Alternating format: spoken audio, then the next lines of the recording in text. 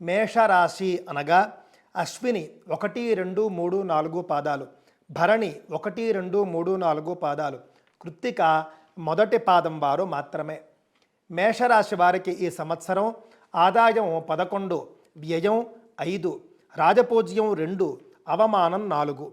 ఈ రాశి వారికి గురుడు 2026 జూన్ 1 వరకు తృతీయ స్థానమందు లోహమూర్తిగాను ధననాశాన్ని కలిగించున్నట్లుగాను, తదుపరి జూన్ 2 నుండి చతుర్థ స్థానమందు గురుడు రజతమూర్తిగా సౌభాగ్యకరమైనటువంటి ఫలితాలను ఇస్తాడు.